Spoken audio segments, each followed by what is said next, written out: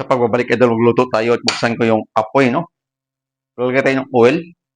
Yung tamang-tama lang doon sa lulutuin mo, no? May idea na ba kayo kung ano lulutuin natin? At kung hindi pa, abangan nyo. Ano ito yung bawang sibuyas, luya? Sabay-sabay na natin yan. Ganun naman ang mangyayari. Brown muna natin to para lumabas yung aroma. Habang binabrown natin to, nalala nyo to, idol, yung ginawa natin ng curry powder. Gagamit tayo nito, no? Kaya tayo nag-mixing nito. Pag ganyan na siya, inaan mo po, no? Maglalagay tayo ng 2 tablespoon. Mahina apoy yan. May natira tayo at tabi natin itong natira. Nagamit ng sunod na araw yan. Brown natin muna yan, yung curry natin. Tapos additional tayo ng laurel. Isang piraso. Tamang-tama lang doon sa lulutuin mo. Ika nga, sabi ko, no? Pag ganyan na siya,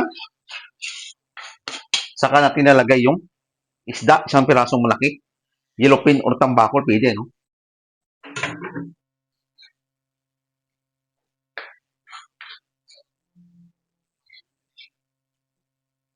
Na-brown natin yung isda yung kanina. Hindi ko na pinakita sa inyo kasi alam nyo na, no? Pagkatapos nyan, ganyan siya, lalagay tayo ng water muna.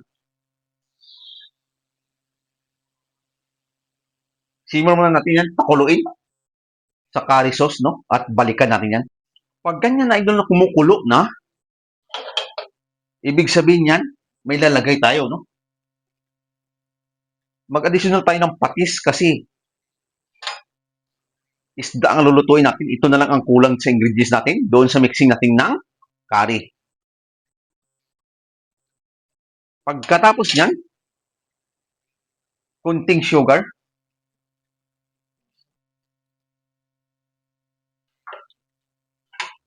At inyo nalala yung mixing ko. Mas maganda na naka-mixing na.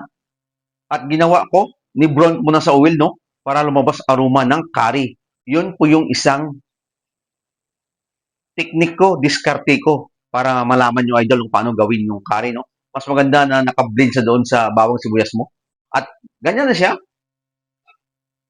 Meron akong patatas. Lagay natin dito. Taas na lang. Carrots. Huwag natin galawin yung isda. Cauliflower. Broccoli pala, no? Hindi cauliflower, no? At meron pang isa.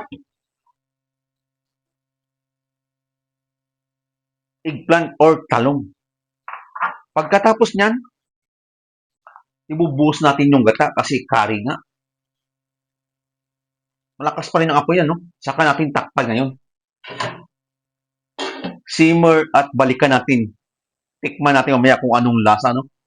Ang diskarte ko nga, ika nga, sabi ko kanina, kailangan isakutsa mo yung curry powder mo, mixing mo doon sa ingredients. Silipin na natin, no? Idol, kung okay na. Yun! Yan ang gusto kong mangyari, no? Huwag nyo kaligtaang halu-haluin. At maglalagay tayo ng milk, pero patay natin apoy, no? Kasi habang tumatagal, yung tamang-tama lang doon sa isda natin. Hindi tayo naglagay ng slurry dyan.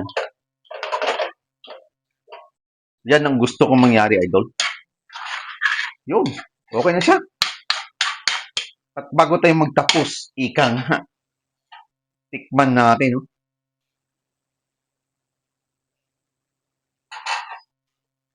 Okay, swabe ang lasa at gusto mong manghang, pwede mo lagyan ng manghang. Kung ayaw mo naman ng manghang yung kumakain, huwag mo lagyan. At bago tayo magtapos, huwag niyo kalimutan mo sa YouTube channel ko, take account ko. Like, share, comment, at salamat sa support. Abangan niyo pa yung gagawin ko, idol. Bye-bye mga idol, sa ulitin.